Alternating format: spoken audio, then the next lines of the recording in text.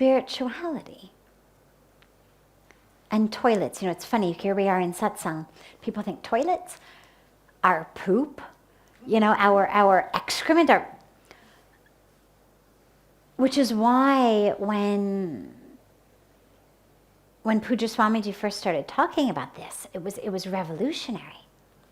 People couldn't believe it. Saints and sanitation, saints and poop. And he started coming up with these brilliant slogans.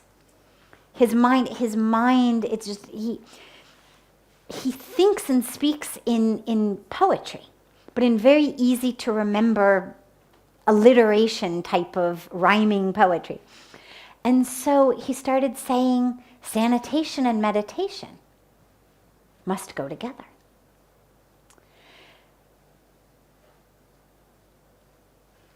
Spirituality teaches us that we are one. Spirituality teaches us that we're connected. Spirituality teaches us that how I live has an impact on the world.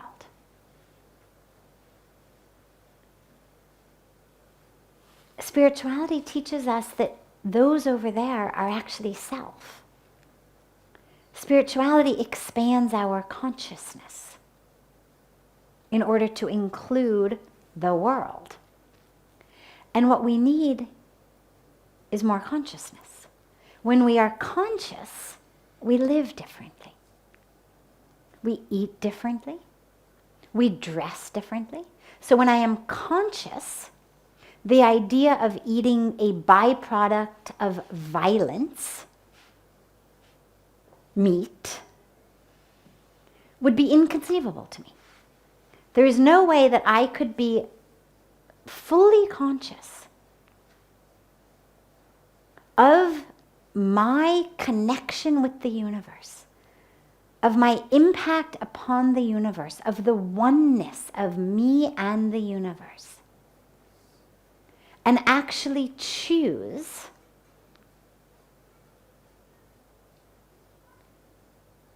to engage in an act that wreaks such havoc and harm and violence, not just on the animal I'm eating,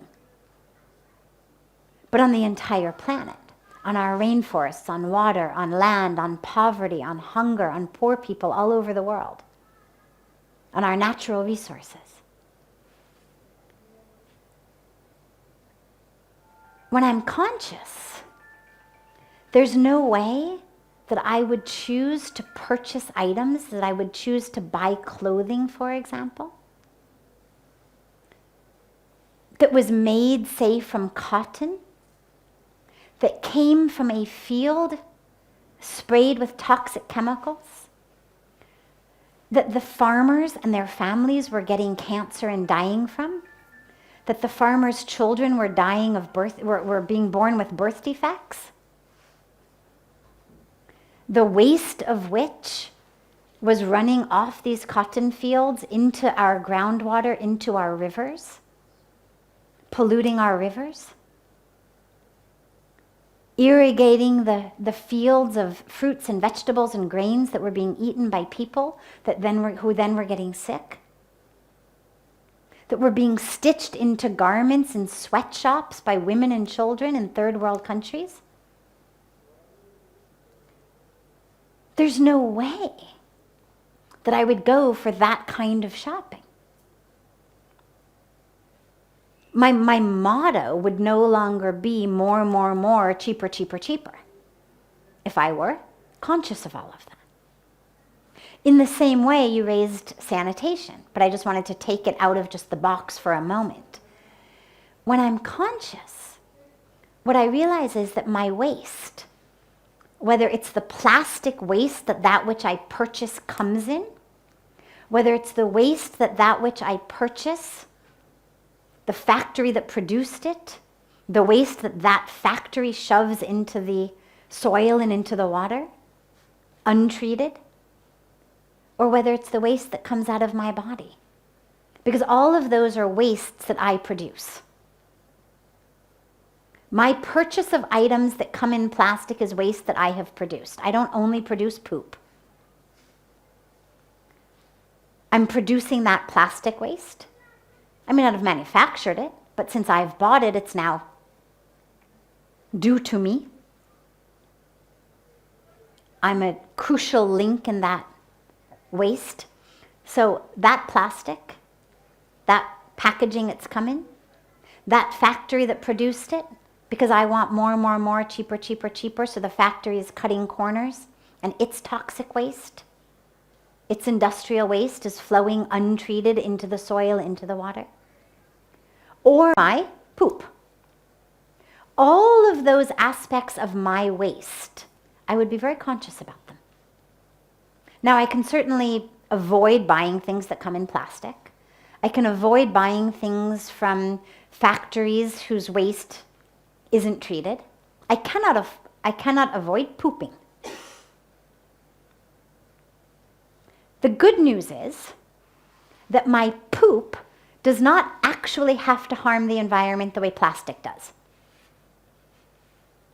There's no good form of plastic. There's less evil forms of plastic, but there's no good form of plastic. My poop actually, if dealt with properly, actually can be fantastic for the world. Dealt with properly, it is a fantastic organic fertilizer. Dealt with properly, it can produce biogas. Pujya Swamiji has got this vision of gas stations that people go to and actually fill their cars up, not with petrol, but with biogas from poop. That the bathrooms at the gas stations actually are producing that which you're filling your car up with.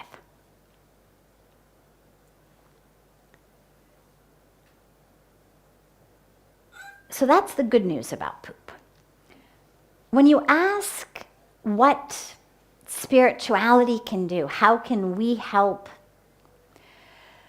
Well, what we do, both theoretically as well as very literally with our Global Interfaith Wash Alliance that's dedicated to this, is change how people think. Expand that consciousness, help people understand that, for example, open defecation, which seems so innocuous, seems so harmless, maybe even it seems very pure and good, and pooping in the land. Look, that's great. Here I am, giving, organic matter to the land. But without knowing that actually due to that, our water is getting polluted. Due to that, people are getting sick and dying. But they have to be told. And so what we do is we bring about education and awareness, helping people understand. Helping people understand the link between why your child is too sick to go to school and the fact that you don't actually have a toilet. Helping people understand that link. Changing norms, changing paradigms. This is what spirituality can and should and is doing. Spirituality is also that which people turn to for how to live, what choices to make, what decisions to make. Spirituality is that which dictates. In Hindi we say pap and punya. Sin and merit. People aren't looking to their, governments to tell them what is sin, what is merit. They're looking to their religious leaders. And so when we can say to them, this is pop. And it's pop because people are getting sick and dying. Oh, okay. They get it, they take it. But people have to be educated. When we first started working for cleaning Ganga, people said, oh, well, everybody, throws their waste in Ganga because they don't care. And that was way too simplistic because they do care. And what you would see was people would come to Ganga from every corner of the nation, full of bhav, full of devotion, full of love. They'd get here, they'd spend their last rupees buying a bag of flowers for Ganga. But then, as they put the flowers in Ganga, they would throw it in the plastic bag that the flowers came in. And people would say, oh, they don't care.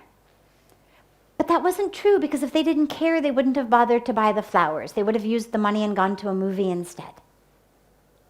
Clearly they cared. But what their perspective is that Ganga is the divine purifier. Ganga cleans lifetimes of sin.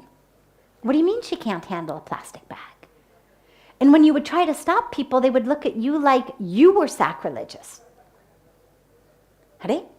Ganga is not polluted. Like, who are you for even insinuating this?